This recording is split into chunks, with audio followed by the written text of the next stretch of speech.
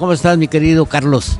Mi estimado Ramón, bien contento de estar aquí nuevamente contigo en tu excelente programa. Hay este tema de Trump es el que domina todos los cafés y todas las sobremesas. El tema del imperialismo americano se estaba difuminando, se estaba perdiendo. Pasamos en el siglo XXI de un mundo bipolar que dominaba dos naciones y Estados Unidos a un mundo, Rusia y Estados Unidos, a un mundo multipolar donde los árabes y los asiáticos entraron duro al juego, debilitaron mucho a Europa. Europa está muy disminuida en su poder, en su económico, militar, político, social, tiene severos problemas de migración y el mundo cambió de manera dramática.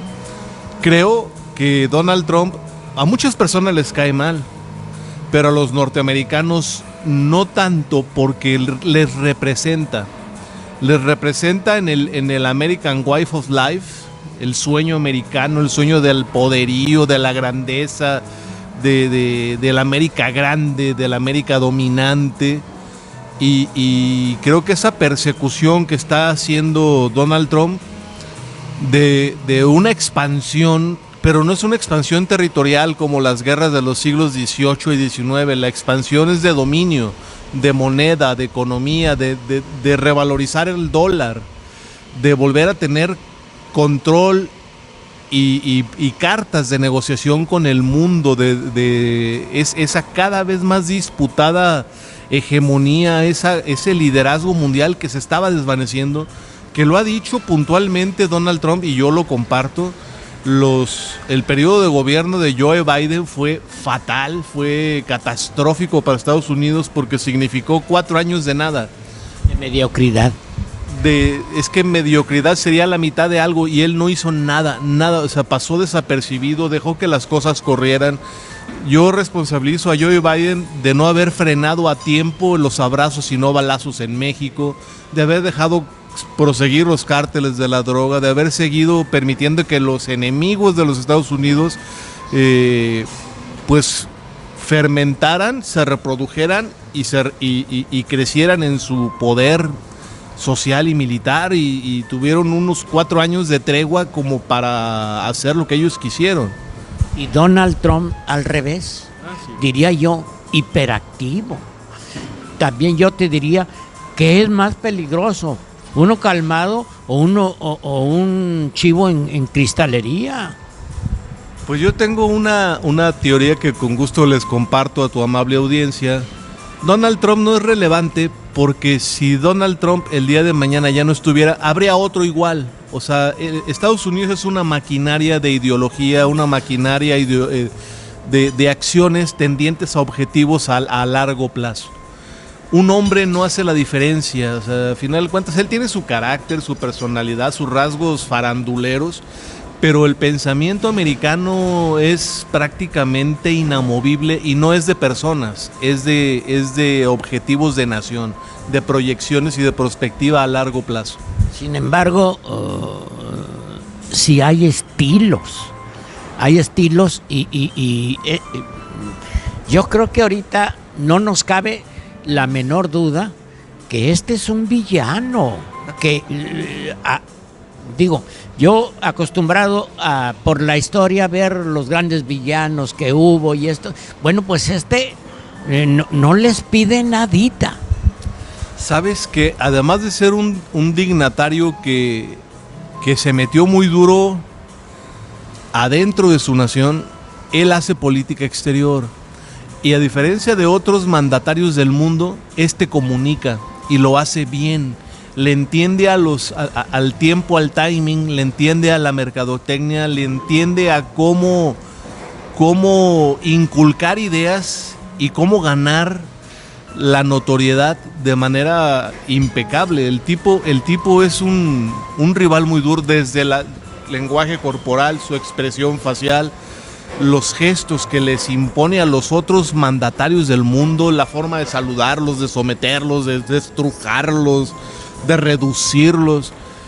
con los jeques árabes que son intocables, él llega y los palmea, los enfrenta, los ridiculiza.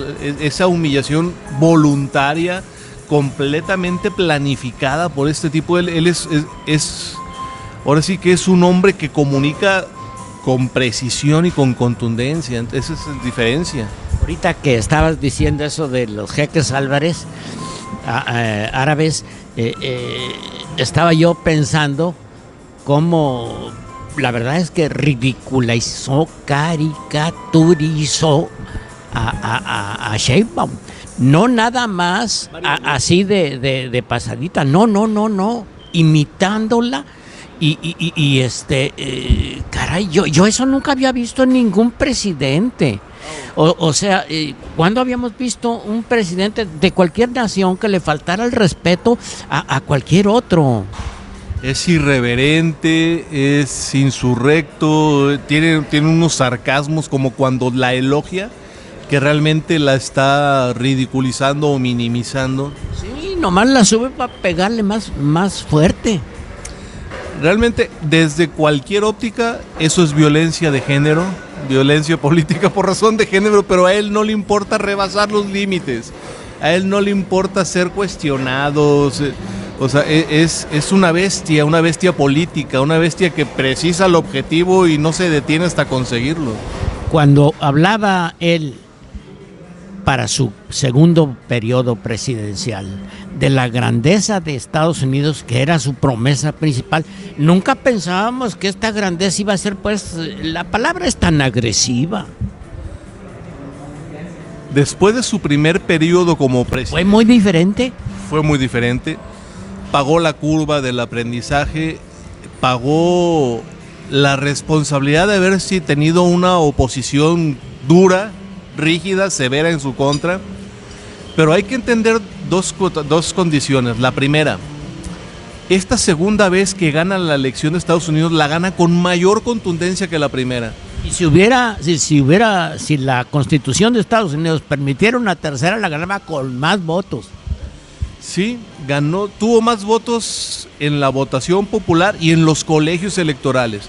Pero además él le habla al electorado, le dice lo que el electorado quiere escuchar, le habla al americano que vota. El tipo tiene un discurso medido, preciso, totalmente estratégico. No hay cosas sueltas, no hay dislates, no se queda dormido como Joe Biden.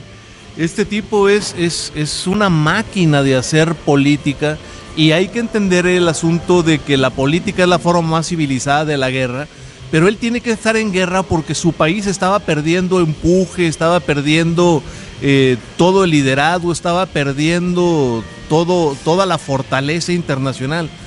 Y creo que sí tenía que dar un golpe de mando, manotear en la mesa hacia Estados Unidos presente, y lo está haciendo. Pero ya lleva 2 super golpes. Primero, así de buenas a primeras, a agarrarse a Maduro. Ahí no hubo mayor bronca, porque pues ¿quién lo defendía?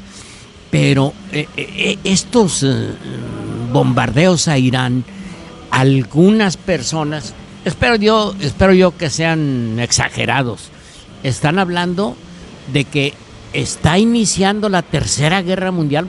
El conflicto se está expandiendo en cuanto, o sea, no es lo mismo echar el manotazo, pues, con todo América, que no hay bronca, ya le dejaron América para los norteamericanos y ahí háganse bolas. Sí, pero no es lo mismo a lanzar. Irán ya contestó, digo, en su medida y como pudo, pero a lo mejor, no sé. Mira, debemos de recordar que Irán fue un gran aliado de Israel y de Estados Unidos, con el Shah de Irán, hasta 1979 con la Revolución Islámica. La Revolución Islámica le mete un nuevo ingrediente, que es el tema religioso. En 1979, la caída del Shah de Irán, en Irán declaran como el gran Satán a Estados Unidos y a Israel como el pequeño Satán.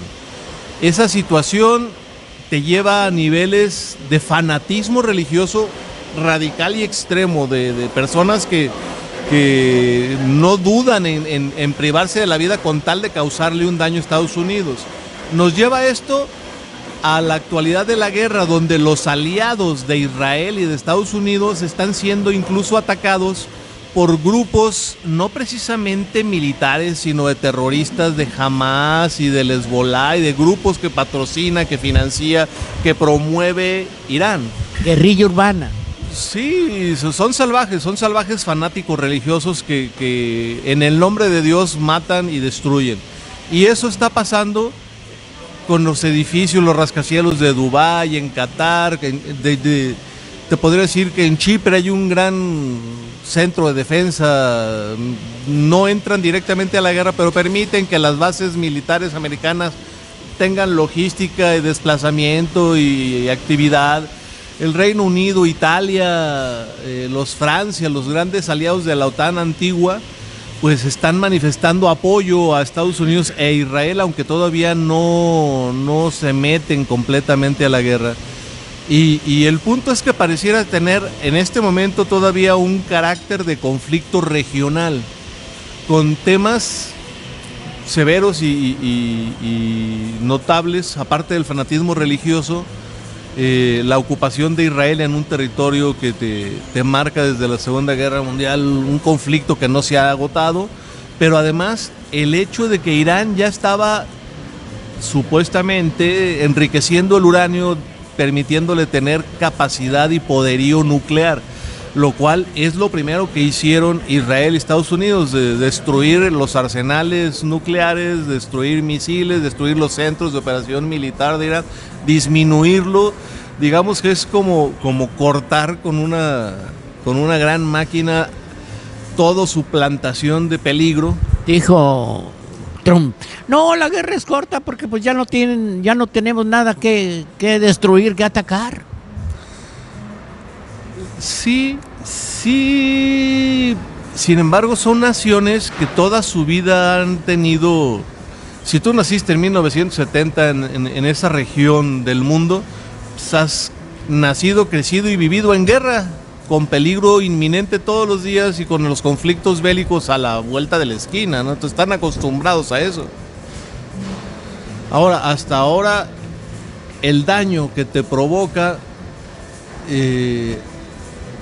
al territorio, a las ciudades, a lo que es todo la infraestructura urbana de Irán es devastador, pero también en Israel.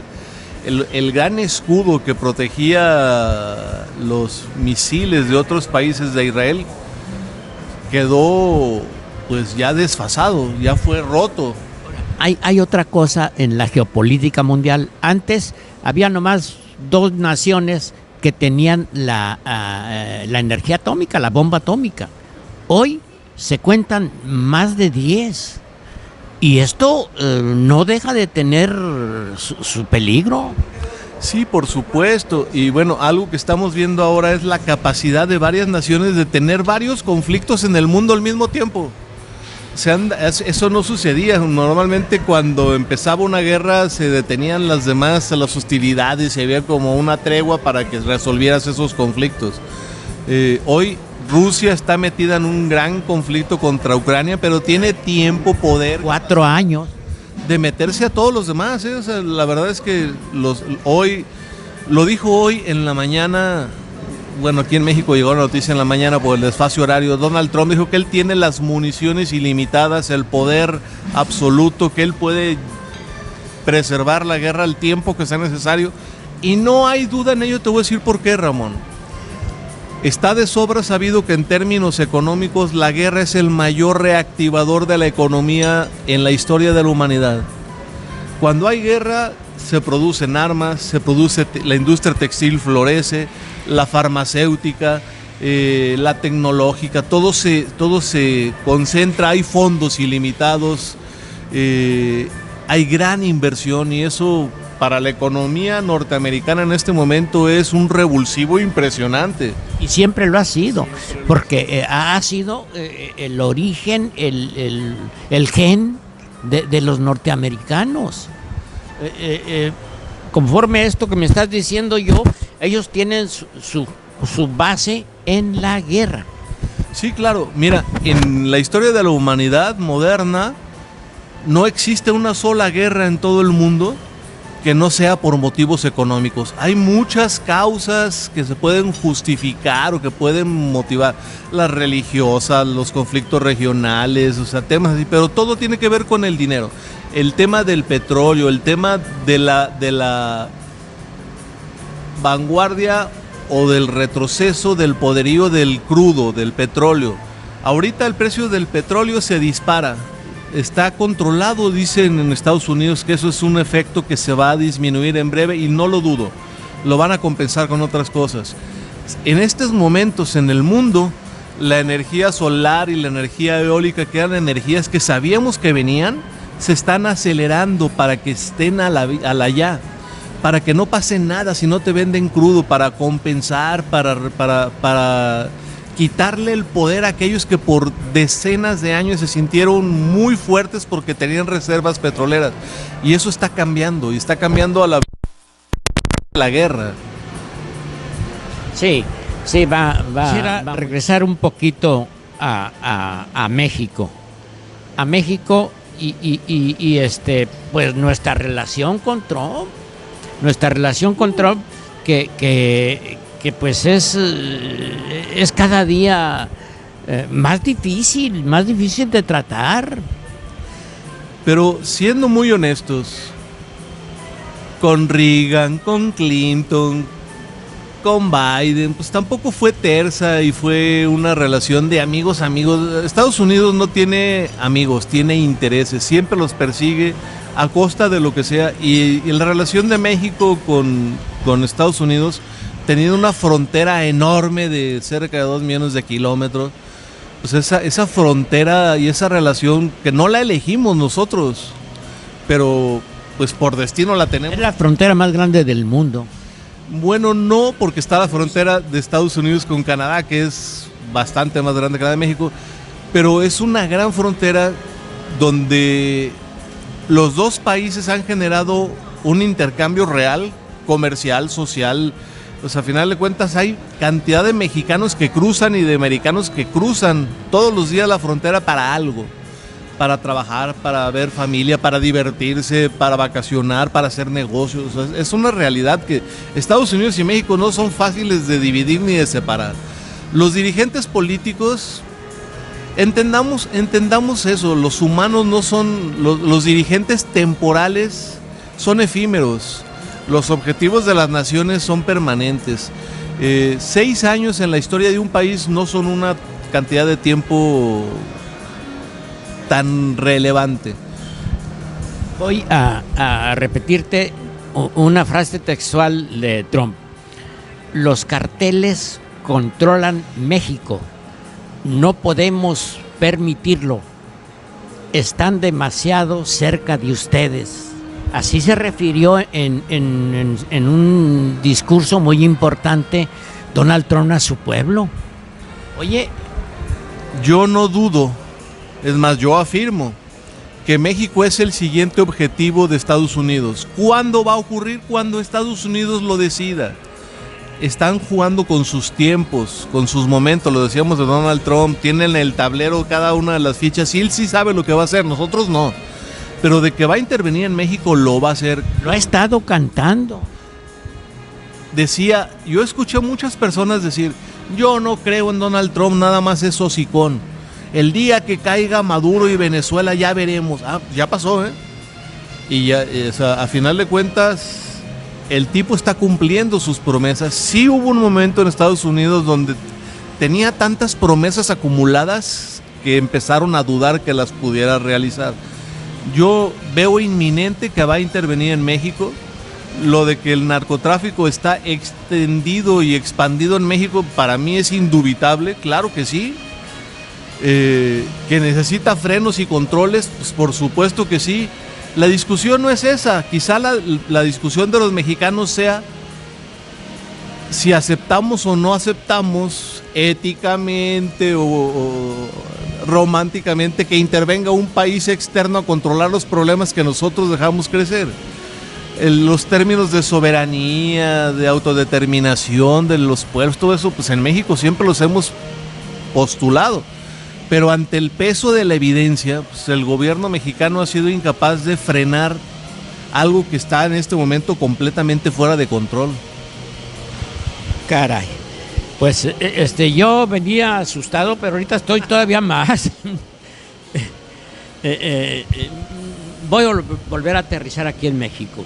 Yo siento que Claudia Sheinbaum está totalmente sitiada por gente de Andrés Manuel López Obrador. Voy a mencionar 3 personajes que son muy importantes: Monreal, Adán Augusto y este otro, el secretario de Educación, Mario Delgado.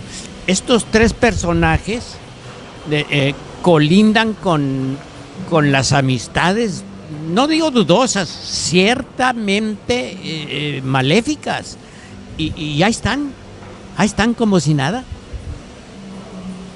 Adán Augusto, de ser corcholata presidencial, el hombre de más confianza del expresidente López Obrador, la barredora lo ha sometido a un lugar indigno para la reputación que le precede.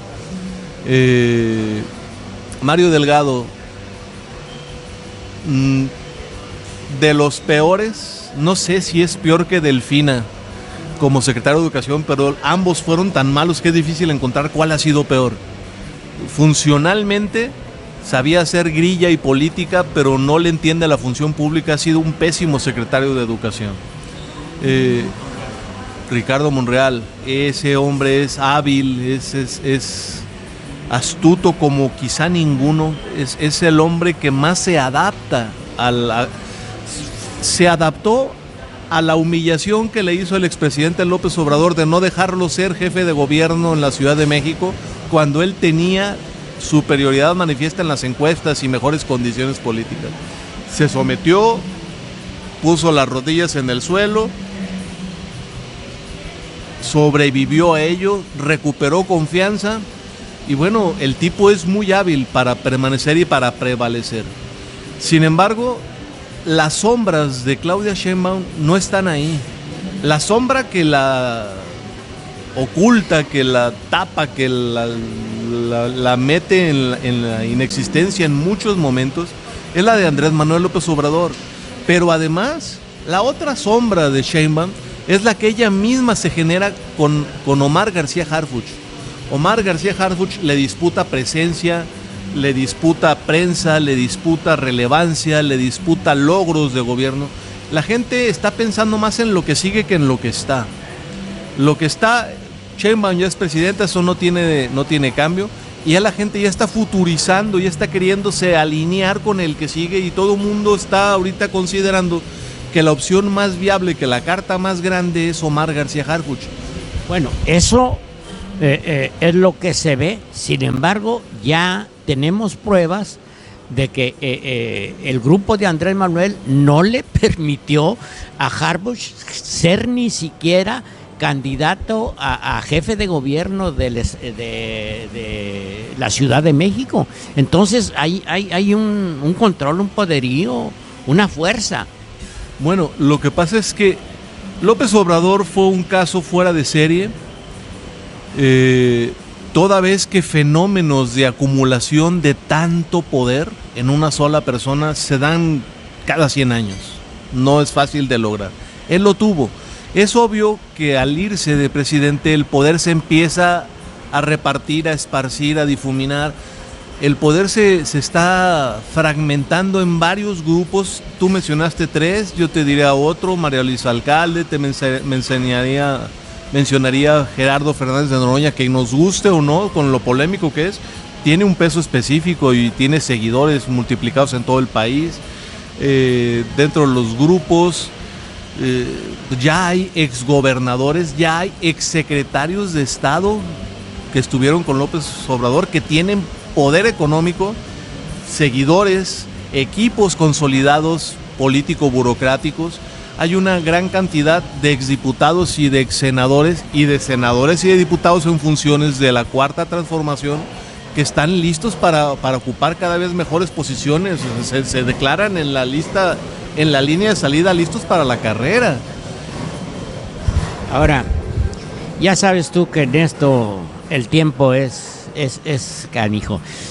Aterrízame las dos, o sea, la actitud, el futuro próximo del mundo, o qué va a hacer Donald Trump. Y aquí en México, ¿qué va a pasar con esta olla de grillos que son los que aparentemente, no digo gobiernan, desgobiernan el país? A ver, aterrízame las dos. Mira, en poco más de un mes, Estados Unidos frenó el suministro y el abasto de petróleo a China, que provenía de Venezuela y que provenía de Irán. El asunto es que Estados Unidos está evitando la supremacía china, está evitando que el continente asiático lidere el mundo, pero después de China, los islámicos son otro de los grandes poderes que podrían crecer en el mundo. Está Corea y están otras potencias.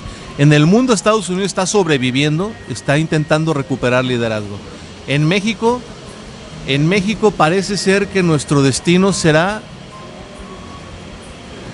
una incursión de Estados Unidos, una incursión, veremos de qué nivel, veremos si es con cierta negociación o si es brava. Estados Unidos necesita meterse a México y necesita meterse a Colombia, necesita ampliar su mercado. Y para tener mayor mercado ocupa mayor población, y para tener mayor población, mayor territorio. Y este sí podría ser un tema de expansión territorial, un tema de hacer un bloque continental. México es estratégico para Estados Unidos siempre, sí o sí, por todo lo que le implica, por todo lo que le representa. Pero además con López Obrador nos convertimos en la frontera sur de Estados Unidos hasta Guatemala. Ahí le deteníamos a la migración. Hoy los riesgos de México son que los migrantes, en vez de querer ir a Estados Unidos, se quieran quedar aquí. No pretendan cruzar, sino se quieran quedar aquí, y eso nos va a generar conflictos demográficos provocados de la migración impensables e incuantificables. México tiene muchos recursos naturales, tiene muchas posibilidades, tiene mucha inteligencia y mucha creatividad en los mexicanos. Creo que México puede salir adelante con todo y Trump, con todo y Estados Unidos, con todo, pero sí tendremos que ver cómo se modifica nuestro estilo de vida y sobre todo ataques severos a nuestras ideas ya más antiguas de soberanía y de la injerencia de los pueblos en otros países. Tenemos que flexibilizarnos un tanto. La guerra entre Israel e Irán, y desde luego Estados Unidos e Israel contra Irán, no va a expandirse, no es el embrión de la Tercera Guerra Mundial. Depende de varios factores, Creo que esa Tercera Guerra Mundial no es conveniente. Mira, sí se habla de una tercera guerra. Los que hacen prospectiva a 50 años sí hablan de una guerra mundial, un conflicto mundial. Se ha dicho, yo desde niño escuché que si se detonaba una bomba nuclear más, el mundo se acababa. Bueno, cuando eso pasó era 1973, 74. De allá para acá han hecho varios experimentos y han detonado unas 20 bombas nucleares y no se acabó el mundo. O sea, pero creo que la lógica del mundo es que pase lo que pase, haya control con el armamento y no se use las armas químicas ni las armas nucleares. Se están inventando nuevas cosas, nuevas formas de aniquilar poblaciones de manera barata, exhaustiva e incluso sin daño a la infraestructura urbana, a los edificios, a las casas. O sea,